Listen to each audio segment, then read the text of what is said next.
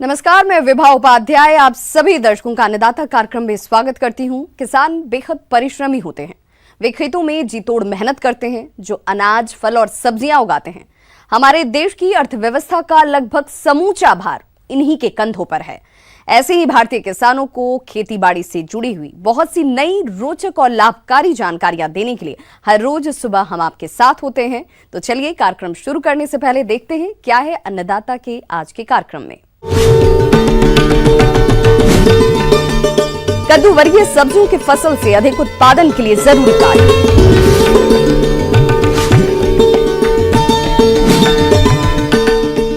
हरे चारे के लिए बोई गई फसलों का प्रबंधन।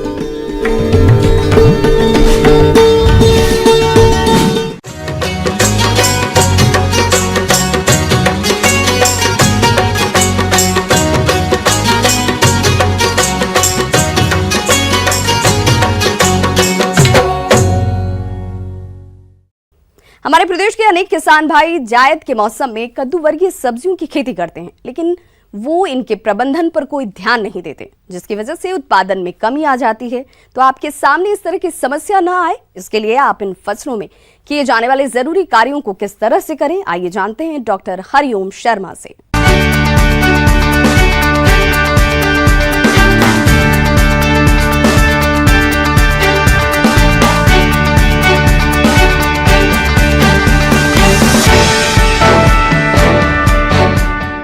जैसा कि किसान भाइयों आप जानते हैं कि इस टाइम पे जो कद्दू वर्गीय फसल है वो फलन या पुष्पन की अवस्था में है।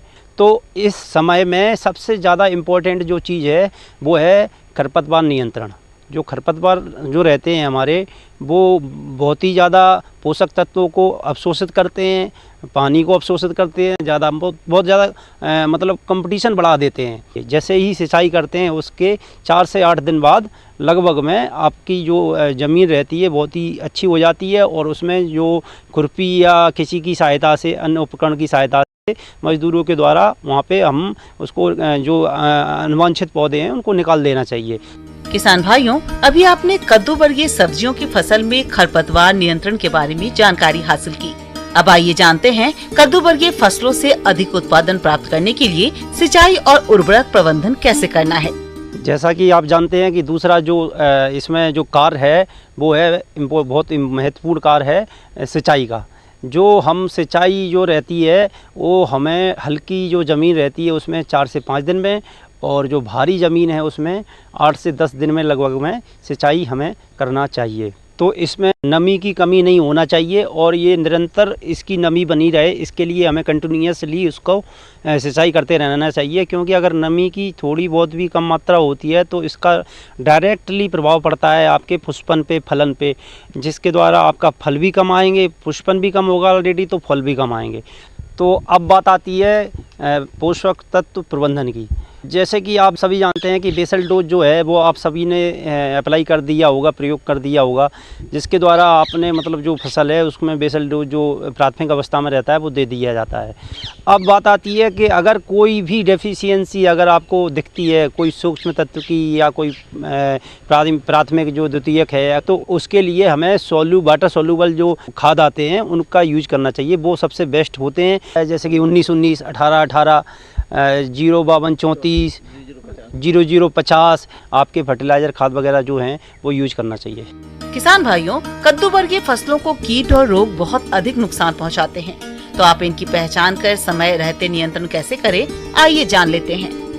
तो इसमें जो प्रमुख हम कीटों की बात करते हैं तो इसमें से मेजर जो नुकसान करता है कद्दू वर्गीय फसल को, तो इसमें जो कद्दू का लाल कीड़ा है वो सबसे ज़्यादा नुकसान करता है, जिसको हम रेड पम्पकिन बीटल बोलते हैं। और ये हमारा जो कीट है ये सभी प्रकार के मतलब पौधे को हर प्रकार से नुकसान पहुंचाता है, चाहे वो पत्तियों का हो, फलों का हो, पुष्प का हो, हर चीज़ को ये खाता है। और ये झुंड में कहीं भी ये माइग्रेट करता है, मतलब ये कहीं भी जाता है तो झुंड में जाता है और बहुत जल्दी ही उसको फसल को ख़त्म कर देता है। तो इसके लिए हमें आवश्यक है कि क्लोरोपाइरीफॉस 2 से 3 ml पर लीटर क्लोरोपाइरीफॉस 20 EC इसका छिड़काव करना चाहिए। इसके द्वारा हम ये जो कद्दू का लाल कीड़ा है इसकी हम रोकथाम कर सकते हैं।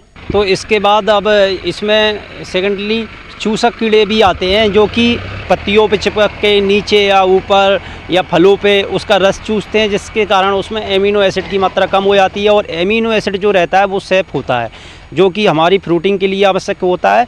तो इसके लिए बहुत ही ज़रूरी है कि ये चूसक कीड़े जो हैं उनका प्रबंधन किया जाए। किसान भाइयों, रस चूसक कीटों के जैविक नियंत्रण हेतु खेत में प्रति एकड़ 8 से 10 पीले चिपचिपे ट्रैप लगाएं और 5 मिलीलीटर नीम तेल को 1 लीटर पानी में घोलकर फसल पर छिड़काव करें। यदि कीटों का क्षति स्तर अधिक है तो आप कैसे करें इनका नियंत्रण, आइए जानते हैं। तो इसकी रोकथाम के लिए हमको इमिडाक्लोप्रिड जो है वो 0.5 ml पर लीटर के हिसाब से हम छिड़काव करने के बाद, प्रकोप ज़्यादा है तो आप सेकेंडरी 15 दिन बाद फिर छिड़काव कर सकते हैं। तो इसके बाद हम नेक्स्ट बात करते हैं कि अगर रोग व्याधि इसमें जो मेनली रोग रहते हैं वो फफूंदजनक रोग आते हैं, जैसे कि झुलसा हो गया, फलों का सड़ना, एंथ्रेक्नोज हो गया। तो इनके अगर रोकथाम की बात की जाए तो 2 ग्राम बेविस्टीन पर लीटर के हिसाब से आप इनको मिला के पानी में मिला के छिड़काव कर सकते हैं। आप जब छिड़काव कर रहे हैं तो फसल को पहले आप तोड़ लें, क्योंकि अगर आप छिड़काव करने के बाद किसी को फसल वो जो मार्केट में पहुंचा रहे हैं तो उसमें वो रेसिडुअल इफेक्ट रहता है उसका, जिसके कारण उपभोक्ताओं के स्वास्थ्य पर गलत प्रभाव पड़ेगा। इस तरीके से आप अगर मैनेजमेंट करेंगे तो इसके द्वारा आपको फसलों का जो है अच्छा प्रोडक्शन मिलेगा और प्रोडक्शन के साथ साथ आपकी इनकम भी बढ़ेगी। तो इन सब चीज़ों का अगर आप ध्यान रखेंगे तो आपको बहुत ही ज़्यादा बेनिफिट मिलेगा। किसान भाइयों, अभी तक आपने खेती से जुड़ी हुई बहुत सारी उपयोगी जानकारियां देखी। अब लेते हैं एक छोटा सा ब्रेक, जल्द लौटेंगे और कार्यक्रम में आगे भी है खेती बाड़ी से जुड़ी हुई बेहद महत्वपूर्ण जानकारियां, तो बने रहिए हमारे साथ।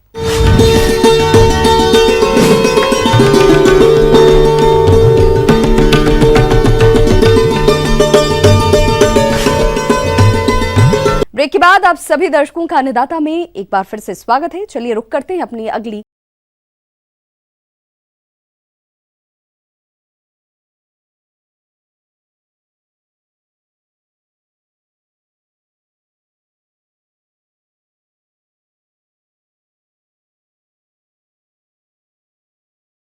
पशुओं से उनकी क्षमता के अनुसार दूध का उत्पादन हो, इसके लिए ये जरूरी है कि पशुओं के खानपान सही तरीके से हो। लेकिन खानपान तभी संतुलित हो पाएगा जब इनके आहार में हरे चारे का प्रयोग किया जाए।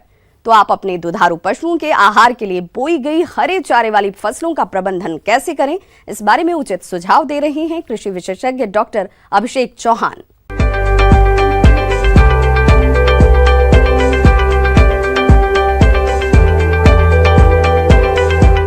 गर्मियों के मौसम में हरे चारे का महत्व इसलिए बढ़ जाता है कि गर्मियों में हरा चारा जो होता है कम उपलब्ध होता है। हरे चारे के रूप में 2 प्रकार की चारे का इस्तेमाल करते हैं। एक है चरी, दूसरा है अफ्रीकन टाल, जो मक्के की वैरायटी है, उस चारे के रूप में उसका इस्तेमाल करते हैं। किसान भाइयों, हरे चारे के लिए बोई गई चरी और मक्के की फसल में सिंचाई और उर्वरक एक महत्वपूर्ण पहलू है। तो आप चरी और मक्के की फसल में सिंचाई और उर्वरक प्रबंधन कैसे करें, आइए जानते हैं। ये महत्वपूर्ण है। गर्मी का समय है, गर्मी में जानते हैं कि जब बहुत सी ज़्यादा आवश्यकता होती है, क्योंकि टेम्परेचर बहुत ज़्यादा होता है। हफ्ते में कम से कम 1 बार सिंचाई जरूर करें, क्योंकि इस पानी की आवश्यकता ज़्यादा होती है। क्योंकि चरी का जो प्लांट पॉपुलेशन होता है वो बहुत ज़्यादा होता है। प्लांट पॉपुलेशन ज़्यादा होने के खेत में देखेंगे, आपके सामने खेत है, देखेंगे इसमें प्लांट पॉपुलेशन ज़्यादा है। इसलिए यहाँ पे जो है हमको जलमांग ज़्यादा होगी, और जलमांग ज़्यादा होगी तो हमको पानी की बार बार आवश्यकता। कम से कम हमको हफ्ते में 1 बार पानी निश्चित रूप से दें, जिससे हमको अच्छा उत्पादन प्राप्त हो। अब हम खाद एवं उर्वरक की बात करते हैं।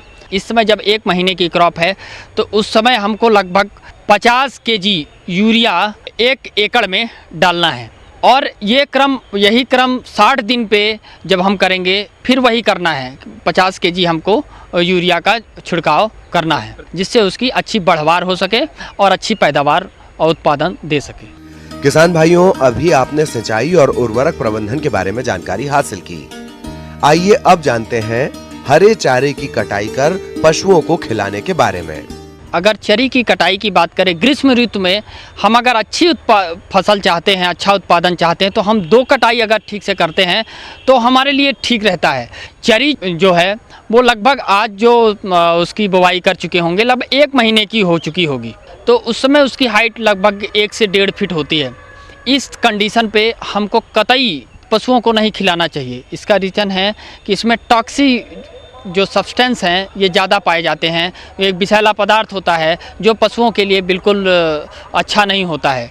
इसलिए हमको इस बात का विशेष ध्यान रखना है कि इस समय पे फसल को कटाई करके पशुओं को नहीं खिलाना है। हमको फसल कब खिलाना है? लगभग 2 महीना या 4 से 5 फीट की जब फसल हो जाती है तब उसकी कटाई करना है, तब हमको पशुओं को खिलाना है जो उसके लिए लाभप्रद होगा। अगर मक्का लगाते हैं तो आप उसमें कोई दिक्कत नहीं, उसमें इस प्रकार की कोई समस्या नहीं आती है कि उसमें कोई सब्सटेंस है, टॉक्सिक सब्सटेंस है। मक्का को हम कभी भी काट सकते हैं और कभी भी पशुओं को खिला सकते हैं, वो भी अति उपयोगी है। और कटाई कैसे करना है? कटाई करने के लिए कम से कम 4 से 5 जो होती है इंच जो होती है उसको ऊपर से काटना है। ये नहीं कि मतलब जैसे कि ज़मीन से एकदम काट दें, ऊपर से काटेंगे तो जिसमें उसमें ब्रांचिंग होगी और ज़्यादा से ज़्यादा जो है नेक्स्ट टाइम पे ज़्यादा वो होंगी। इसमें 3 भी हो सकती है, 3 कटिंग भी कर सकते हैं, लेकिन उसका उत्पादन उतना अच्छा नहीं होगा। इसलिए मुख्य रूप से 2 सफिशिएंट है गर्मी के लिए, 2 हम कटाई आराम से कर सकते हैं और अधिक आय प्राप्त कर सकते हैं। आगे और भी है खेती बाड़ी से जुड़ी हुई बहुत सी रोचक जानकारियां, पर यहाँ रुकेंगे एक छोटे से ब्रेक के लिए, जल्द होंगे हाजिर।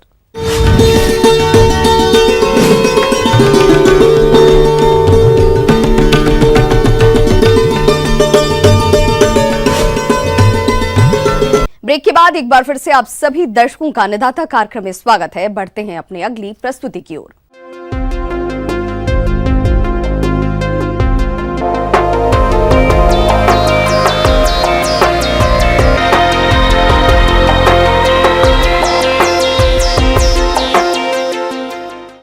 हमारे प्रदेश के जिन किसान भाइयों ने गेहूं की फसल लगाई है, उनकी फसल कटाई की अवस्था पर है, लेकिन देखने में ये आ रहा है कि कोरोना बीमारी की वजह से, मजदूरों की समस्याओं की वजह से भी गेहूं की कटाई समय से नहीं हो पा रही है।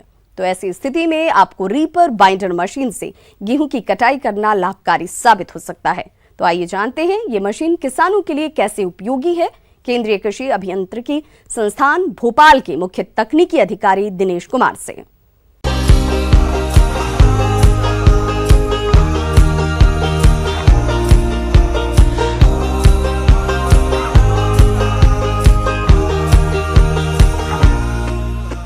मैं आज आप लोगों से फसल की कटाई के संबंध में चर्चा करूंगा। फसल कटाई के लिए रीपर बाइंडर और सेल्फ प्रोपल्ड रीपर, 3 तरह के रीपर और साथ में ट्रैक्टर से माउंट किए हुए रीपर आजकल प्रचलित हैं। रीपर से जब हम कटाई करते थे या ट्रैक्टर चलित जो रीपर हैं उनमें कटाई करते थे तो हमें तुरंत लेबर की आवश्यकता होती थी, क्योंकि फसल कट तो जाती थी लेकिन उसको उठा करके रखने के लिए तुरंत लेबर की आवश्यकता पड़ती थी। इस तरह से हमने मशीनों में फिर कुछ सुधार किया और रीपर बाइंडर करके एक मशीन विकसित की गई जो 2 तरह के मॉडल में चल रही है। एक सेल्फ प्रोपल्ड है, 3 व्हील की है, जिसको हम 10 HP के इंजन से चला रहे हैं। इसकी 1.25 मीटर कटिंग विड्थ है और हम इससे 1 घंटे में लगभग 1 एकड़ फसल काट सकते हैं। इसके द्वारा काटी गई फसल में रस्सी बांधने के लिए रस्सी की आवश्यकता होती है, जो नायलॉन की रस्सी होती है, और यह एक बंडल में लगभग 1 एकड़ की कटाई की फसल को बांध सकते हैं। हम अपने बंडल में साइज को भी घटा बढ़ा सकते हैं नॉटिंग डिवाइस के माध्यम से। गेहूं और धान खड़ी फसलों में बंडल बनाने में उपयोगी है। इसमें जो डीजल की खपत है वो लगभग 1.2 लीटर प्रति आवर्स होती है। इसके अलावा जो इसका अभी नया इम्प्रूव्ड वर्जन भी विकसित किया गया है जो कि 4 व्हील है, तो अभी चूँकि किसान भाइयों इसको चलाने में थोड़ी सी परेशानी हो रही थी कि 3 व्हील होने के कारण उसको स्टीयरिंग को कंट्रोल करने में थोड़ा परेशानी होती थी और मोड़ने में थोड़ा असुविधा होती थी, इसलिए इसको 4 व्हील ट्रैक्टर रियर माउंटेड दोनों तरह की मशीनें बना दी गई हैं। किसान भाइयों, अभी आपने जाना रीपर बाइंडर मशीन के प्रयोग करने के बारे में। अब बात आती है कि गेहूं की कटाई में रीपर बाइंडर मशीन के उपयोग करने से क्या क्या लाभ हैं, आइए जानते हैं। इसमें सबसे बड़ा लाभ है कि तुरंत मजदूरों की आवश्यकता नहीं पड़ती है। और चूंकि गेहूं के लिए और धान की दोनों की फसलों में ही भूसा बहुत उपयोगी है। अगर हम जानवर रखे हैं तो इससे काटने के बाद हम थ्रेशर से थ्रेश करके गेहूं भी निकाल लें और भूसा भी हमारे लिए उपयोगी होता है। दूसरा, हम पर्यावरण को भी बचा रहे हैं और चूँकि छोटी फसल कट करके छोटी फसल रह जाती है तो हमें नुकसान नहीं होता है और हम तुरंत खेत को जुताई वगैरह भी कर सकते हैं। जब हम इसे भाड़े से चलाते हैं तो लगभग 1300 से 1500 रुपये, जैसा कि सीजन है या जैसी फसल है, जैसा मांग चल रही है उसके अनुसार हमें प्रति एकड़ कटाई मिल जाती है। हमने जब सर्वे करने में पाया है कि उन लोगों ने 3.5 से 5 लाख रुपए तक का इसी मशीन से एक सीजन में बिजनेस किया है। किसान भाइयों, रीपर बाइंडर मशीन के उपयोग करने के साथ साथ मशीन का रखरखाव भी जरूरी होता है। तो आप किस प्रकार रखें इस मशीन का रखरखाव, आइए जानते हैं। रीपर बाइंडर में रखरखाव का भी एक विशेष महत्व है। एक तो इसमें इंजन है, डीजल फिल्टर, ऑयल फिल्टर, समय समय पर हमें डीजल फिल्टर बदलना चाहिए। दूसरा, एक जो कटर बार का ब्लेड होता है, सीजन में जब शुरू होता है तो नया पूरे सभी ब्लेड नए लगा लें, उससे हमारा पूरे सीजन में कटाई में कोई परेशानी नहीं आएगी। इसमें जो मुख्यतः ड्राइव है, जो रील को ड्राइव जाती है वो बेल्ट के माध्यम से जाती है। एक बेल्ट जो है हमें एक एक्स्ट्रा रखनी चाहिए। जब हमारा मशीन जब हम शाम को खड़ी करते हैं तो हवा मार करके चेन पर ऑयलिंग करना चाहिए और जो कटिंग ब्लेड होते हैं कटिंग ब्लेड पर भी ऑयल करना चाहिए। अब बात आती है किसान भाइयों कि इस मशीन की कीमत और इस पर सरकार द्वारा अनुदान कितना है, तो इन सब की जानकारी के लिए मिलते हैं। लेकिन अगर ये खरीदना चाहते हैं तो हमारे जो जिले में कृषि विज्ञान केंद्र हैं उनके माध्यम से आप संपर्क कर सकते हैं। साथ साथ जिले में जो उप निदेशक कृषि डेवलपमेंट ऑफिसर होते हैं उनके माध्यम से हम इस मशीन को खरीद सकते हैं। इसकी जो 3 व्हील है उसकी कीमत 3.5 से 4 लाख के बीच में और जो 4 व्हील है उसकी कीमत 5 लाख से 5.5 लाख के बीच में होती है। दोनों मशीनों पर 1.5 लाख रुपए राज्य सरकार द्वारा अनुदान दिया जाता है, जिसे हम ऑनलाइन आवेदन करके ले सकते हैं। जो कृषक भाई स्वयं के खर्चे से लेना चाहते हैं वो खर्चे से भी इसे अपने खर्चे से खरीद सकते हैं। बाद में इसमें आवेदन दे करके सब्सिडी प्राप्त कर सकते हैं।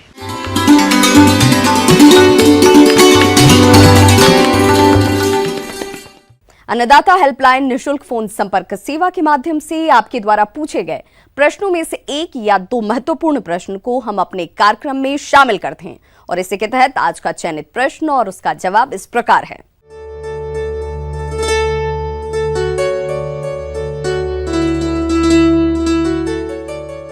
अन्नदाता कार्यक्रम में आज जो प्रश्न हमने शामिल किया है उसे पूछा है मोतिहारी जिला बिलासपुर से मंगलेश राम ने।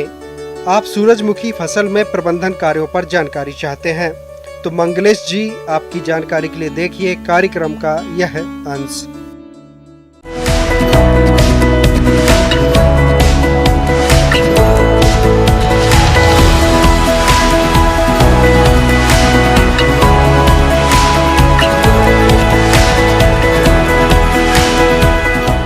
किसान भाइयों, जो भी किसान आज के डेट में जो स्प्रिंग जो बसंतकालीन सूरजमुखी की खेती करते हैं या करते होंगे वो अपने खेत में सूरजमुखी लगा दिए होंगे। उसका अंकुरण भी हो गया होगा और पौधे उगाए होंगे। तो सबसे पहले उसमें आपको जो मुख्य सस्य क्रिया करनी है उसमें उसका बछनी करना है। बछनी मतलब थिनिंग। प्रति जो हिल आप बोलते हैं जहाँ पे पौधे लगाते हैं उसमें केवल और केवल एक स्वस्थ पौधा को छोड़कर शेष पौधे आपको निकाल देना है। इसको बछनी कहते हैं। इससे आपका जो पौधा होगा वो स्वस्थ होगा, बहुत अच्छा होगा और उसमें बहुत अच्छा आपको उससे उपज मिलेगा। दूसरा जो मुख्य सस्य क्रिया करनी है वो इसमें खरपतवार का नियंत्रण बहुत जरूरी है। इसमें आप खरपतवार का नियंत्रण एक रासायनिक विधि से भी कर सकते हैं और एक मैनुअल जो हाथ से भी आप कर सकते हैं, जैसे मजदूर लगा के खुरपी या कुदाल से भी आप कर सकते हैं। और इसके बाद में आपको जो शेष बची हुई उर्वरक की मात्रा है, जैसे आपने शुरू में जो मेरा हाफ डोज, आधा जो नेत्रजन की मात्रा है, पूरा मात्रा आपका फास्फोरस के और पोटास का आपने अप्लाई कर दिया होगा, यूज कर लिया होगा। तो जो शेष बची मेरी मात्रा है नेत्रजन की 2/3, उसमें से करीब आधा जो बचा हुआ है उसका 1/4, उसका भी आधा आप प्रथम निकौनी के बाद में उपरिवेशन के रूप में आप कर दें और उसके बाद पौधों पर मिट्टी चढ़ा दें। इसके बाद में जब दूसरी बार खरपतवार का नियंत्रण करेंगे करीब वो 40 से 50 दिन के बाद में, तो उसके बाद भी जो 1/4 जो आपकी बची हुई है, करीब वो 40 से 45 केजी यूरिया की जो मात्रा होगी, उसको आप टॉप ड्रेसिंग के रूप में कर दें और पौधे पर मिट्टी चढ़ा दें। सूरजमुखी की फसल में तना सड़न, मुंडक सड़न मुख्य बीमारियां हैं। इसकी रोकथाम के लिए बुआई के पहले कार्बनडाइजम 2 ग्राम मात्रा को प्रति किलो हिसाब से बीज शोधित करें तथा खड़ी फसल के रोगों के रोकथाम के लिए कार्बनडाइजम 1 ग्राम दवा या मैनकोजेब 2 ग्राम प्रति लीटर की दर से 2 से 3 छिड़काव फसल पर 15 दिन के अंतराल पर करें। इसके बाद ध्यान रखना होगा किसान भाई कि बहुत गर्मी उस समय बढ़ जाती है तो खेत में नमी की मात्रा की भी समस्या होती है। तो आपको क्या करना है कि करीब 10 से 15 दिन के अंतराल पे एक हल्की सिंचाई करते रहना अति आवश्यक है। इसके बाद में किसान भाई अगर सिंचाई की बहुत समस्या हो, उतना दिन पर नहीं कर सकते हैं, तो आपको ध्यान रखना होगा कि जो मुख्य जो क्रिटिकल जो स्टेज है उसका, उस पर आपको सिंचाई करना अति आवश्यक है। जैसे आपको 30 से 35 दिन पे करीब जो उसका बड बनना शुरू हो जाता है फूल का, उस समय एक हल्की सिंचाई जरूर करें। दूसरी सिंचाई जब फ्लावर बनने लगे, फ्लावर ओपनिंग होना, जो खुलने लगे उसका फूल, वो करीब आपको 45 से 50 दिन के बाद आता है, तो उस समय जरूर करें। और तीसरा सिंचाई जब उसमें दाना बनने लगे, मतलब करीब करीब 70 से 80 दिनों के बाद में वो भी सिंचाई आप करें। अगर ज़्यादा सिंचाई की व्यवस्था आपके पास नहीं हो तो इन 3 दशाओं पे, क्रांतिक दशाओं पे आपको सिंचाई करना अति आवश्यक है। और इस तरह की आप सस्य क्रियाएँ करेंगे तो आपको एक बहुत अच्छा पौधों का बढ़वार होगा और आपको एक अच्छी उपज प्राप्त होगी और फिर एक अच्छा आमदनी भी आप प्राप्त कर सकते हैं। हरा फुदका, बिहार की बालदार सूड़ी, तंबाकू की सूड़ी, चेपा तथा अन्य रस चूसने वाले कीट फसल की बढ़वार अवस्था पर तथा चने के फली बेधक कीट, मुंडक तथा दाने भरने के अवस्था पर फसल को भारी नुकसान पहुंचाता है। इसकी रोकथाम के लिए मोनोक्रोटोफास का 1 मिलीमीटर दवा प्रति लीटर पानी के हिसाब से घोल बनाकर छिड़काव करना चाहिए।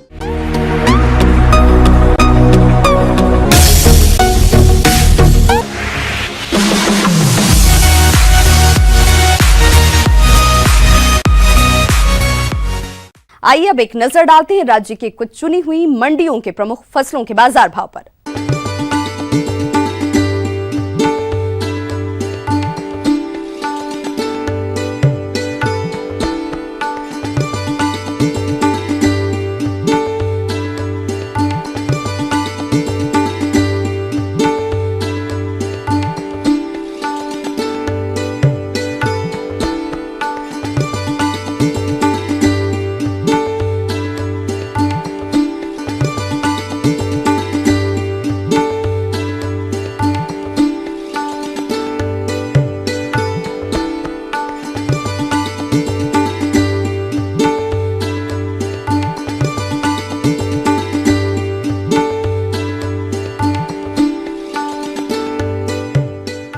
अब आइए देखते हैं कल दिखाए जाने वाले कार्यक्रम की मुख्य झलकियां।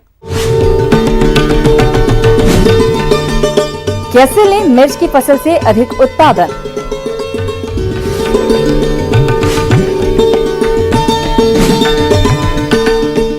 दुधारू पशुओं में बाह्य परजीवियों की समस्या और उनकी रोकथाम।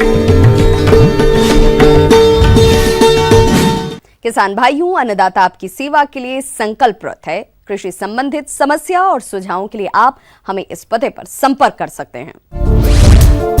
प्रोड्यूसर अन्नदाता, न्यूज़ 18 मध्य प्रदेश, छत्तीसगढ़।